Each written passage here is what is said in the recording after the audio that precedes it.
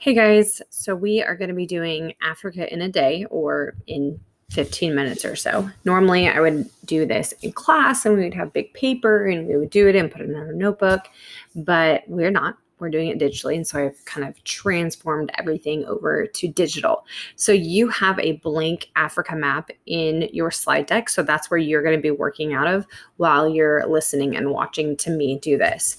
I want to just show you guys a couple of tools or a few tools that you're going to use when you're doing this. It actually doesn't take very long once you get into the hang of it. So in the very beginning, I use just like a little shape, like an oval shape. And you're going to use that in the beginning to kind of like make your Bantu language or Bantu circle. But then pretty much everything else is click down here and you're going to go to Scribble. I use Scribble pretty much for everything. And like if you want to make a arrow, it makes a pretty beautiful arrow. And then one thing I did change is like the end of the arrow. This is the beginning or the line start, line end. I just changed my arrow so it looks like an arrow. And then if you want your arrow a little bit thicker, then you're going to come up to these 3 lines and you can make it as thick as you want. Mine are either 2 or 3 in thickness. And here's 3. If you just want a little bit thicker, if you wanted like a dotted line, you could go right here and you could make it a dotted line. It does not matter what your guys's looks like. You'll just kind of figure out on your own. And so I used that. I used text box. And then I just kind of color coded things and then just a regular arrow every once in a while. So I'm not going to do this with you guys. I'm just going to show you the final product. Alrighty. So we are going to start off. I'm actually going to zoom in or zoom out. I'm going to get it as small as I can because it just makes this bigger. But then you can't see anything else. So just give it a sec.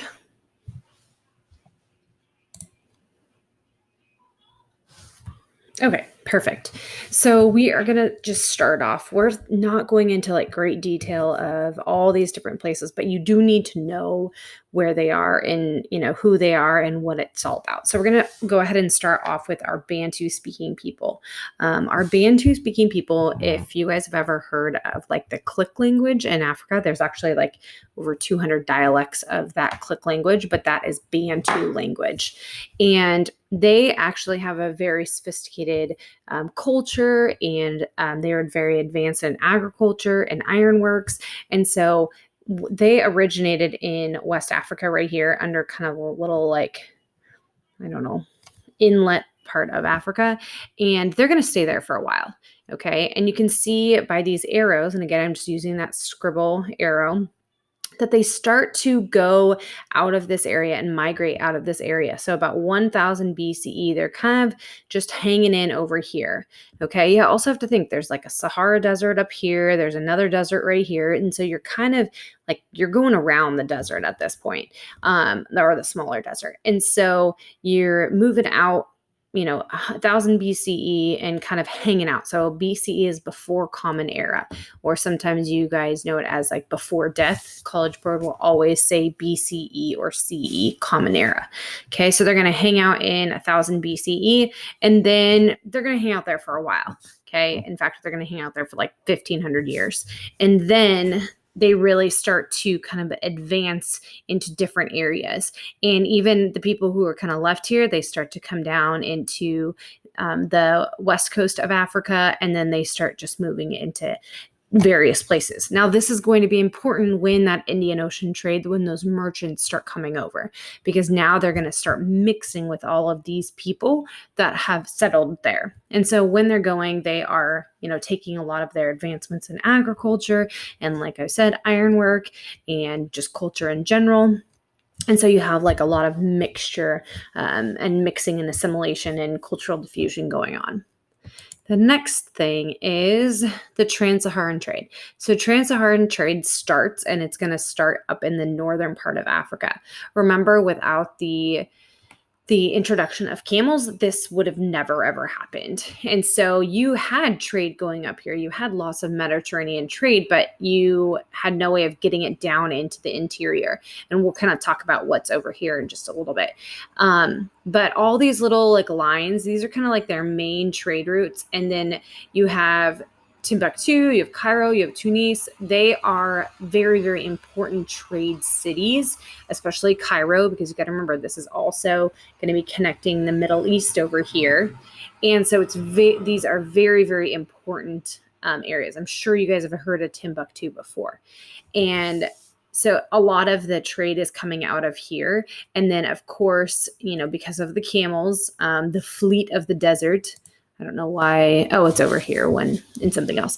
But they're called the fleet of the desert. They're able to now travel down into this area over here. The main products that they're traveling with and carrying are gold, iron ore, salt. These are all like very important things, but you got to remember they're going over land, so they have to be very specific on what they want. All right, next one is we're going to talk about a couple of civilizations over here. We're going to start with Ghana. Now, I know this is out of our time period, but it kind of sets the stage for Mali and Songhai taking over. So Ghana is from about 400 circa. Okay, remember that circa is about 400 to 1200. And this is like the first trading state in West Africa. And this is because of this trans-Saharan trade, you now have the trade coming down here. And they've got some really good things, especially gold, iron ore. They have some good stuff down here. And so all of a sudden, the people up in Europe and over here in the Middle East are like, ooh, hey, that's some good stuff. Okay. And now we can get down there. And so you have these merchants that are now bringing all their stuff up to the northern coast and then selling it to all these people in the Mediterranean, all these people over here in the Middle East and Asia. And then eventually we're going to get into the Indian Ocean trade as well. Okay, so these merchants became very, very wealthy. Oh, there's that fleets of the desert. And because of the use of camels, that trade became huge. Alrighty. Next thing is Mali. Mali is like the thing you have to remember, like when you're thinking about African history. So Mali is going to take over the Ghana Empire. Okay. And there's a little bit of like wiggle room in between them. Whenever you see like not an overlap or it doesn't start like right away, it's because you got some warring states, some conflict going on, and like nobody is taking control of it. Well, there was eventually this guy named Sundiata. He comes in, he takes control, and he establishes the Mali Empire. Now, the Mali Empire is not going to just all of a sudden be this big. Okay, there's definitely going to be expansion and whatnot. But he realizes that, oh my gosh, this trade is so big, we need to capitalize on it. So now you have the capital is Timbuktu, one of the largest trading cities in Africa. We're also going to have another one down here, but Timbuktu is huge. And they realize, man, we've got a lot of gold here.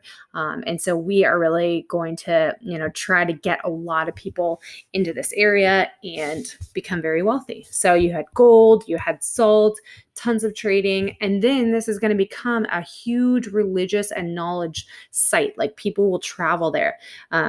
Up in North Africa, you're getting a lot of new books and new, just knowledge and medicine and innovations and all of that up here. And then it's getting transferred down into Mali. And so people are now like, okay, well, this is a big trading hub. I can also come here and like learn about a lot of stuff. The guy you need to remember with Mali is Mansa Musa.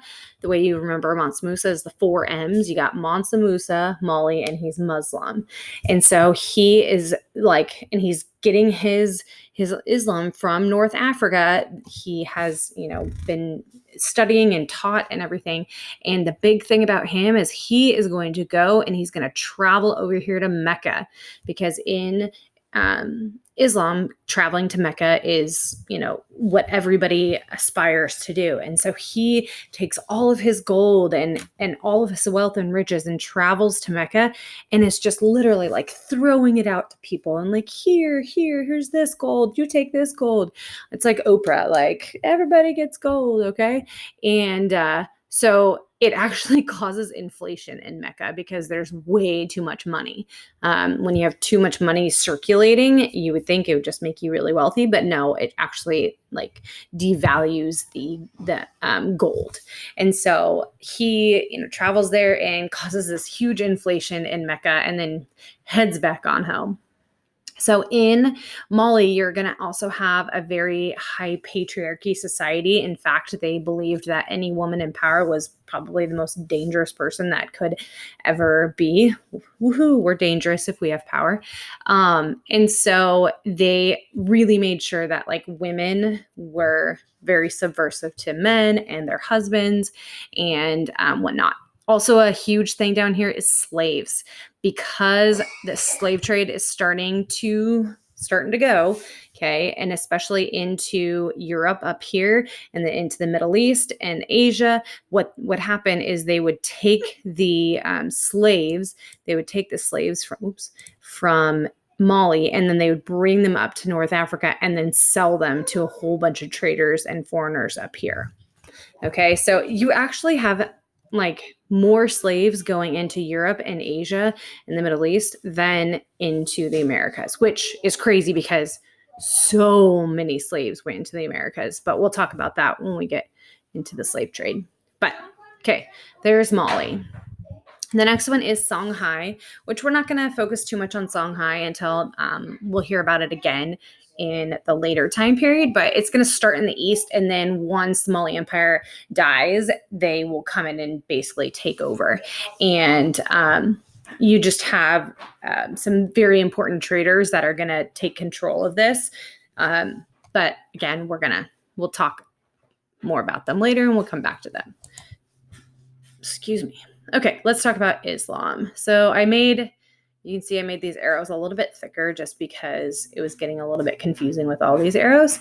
But first, you're going to have Islam that's going to spread into North Africa. Remember, like, go back to the Umayyads and the Abbasids. And remember, they like spread all the way into North Africa. And they went into Spain up here, and they hung out there for a little bit. So it's not like Islam is a new thing in North Africa. And again, that's why you have Egypt that can be considered part of the Middle East and part of North Africa, because their culture is so Middle Eastern and they have such a strong stronghold of Muslims there.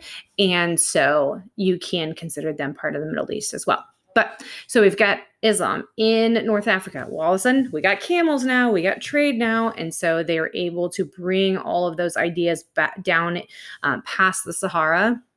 But then you also have them traveling down into the eastern.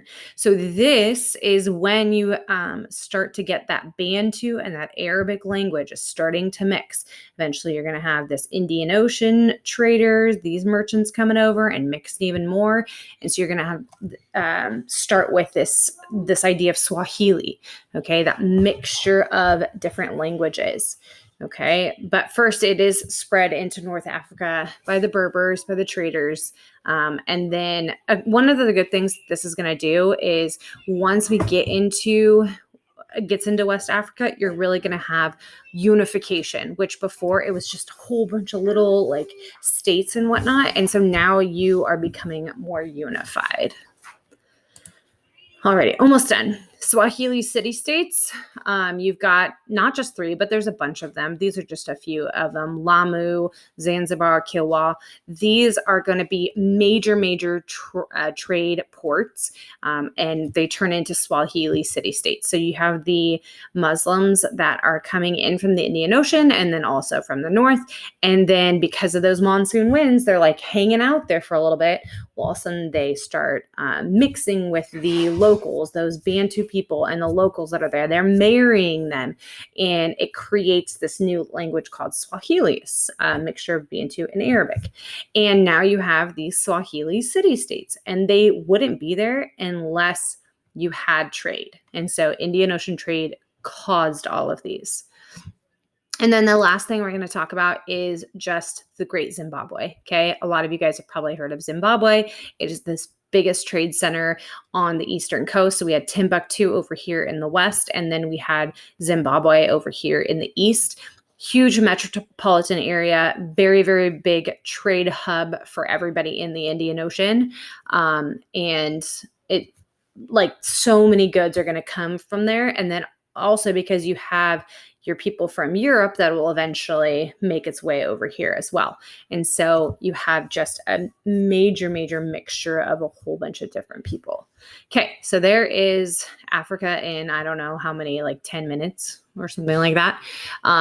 So I just wanted to give you guys kind of an idea of what we're looking at when we start talking about these places, especially Mali is really important. And where in the world is trans-Saharan trade? Just kind of give you guys an idea of where these things are. So I hope this helped you guys out, and I hope I didn't overwhelm you too much, and I will see you guys in a few. Bye.